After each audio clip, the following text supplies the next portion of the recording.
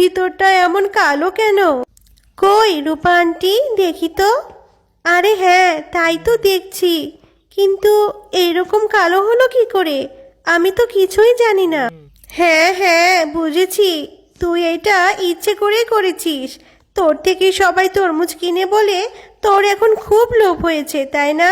তাই তুই নষ্ট পচা তরমুজ বিক্রি করছিস। আমি আর কখনো তোর দোকানে আসবো না। তোর এই নষ্ট তরমুজের থেকে পাকমামা শরবত অনেক ভালো।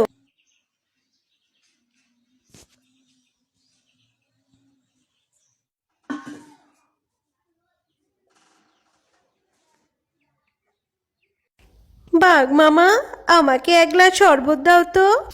তরমুজ? এই তরমুজগুলো কালো কি করে হলো? আমি তো কিছুই বুঝতে পারছি না।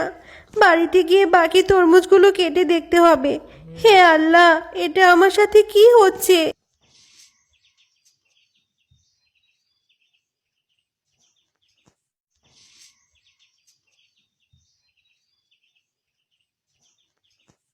মিলি, ও মিলি, কোথায় তুই?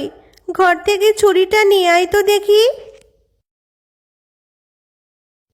এই নাও আপু, ছুরি। কিন্তু আপু, তুমি ছুরি দিয়ে কি করবে?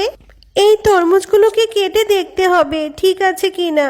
ততক্ষণে তুই ক্ষেত থেকে কিছু তরমুজ নিয়ে আয়, ওইগুলোও ভালো করে দেখতে হবে। ঠিক আছে আপু।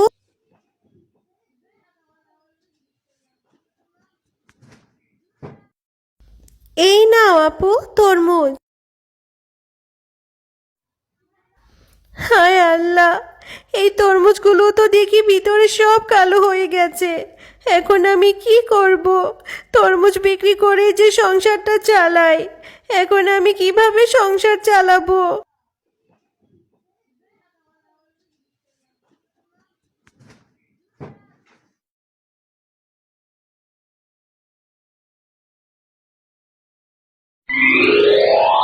কি হয়েছে লিলি?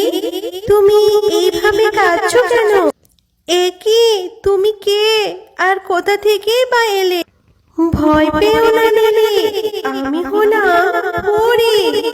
এবার আমাকে বলো, কি হয়েছে তোমার? ও, এই ব্যাপার। ঠিক আছে, এই নাও জাদুর তরমুজের জুসের বাড়ি।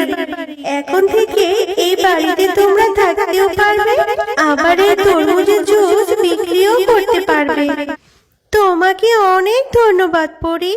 তোমার এই ঋণ আমি কখনো ভুলবো না। তোমরা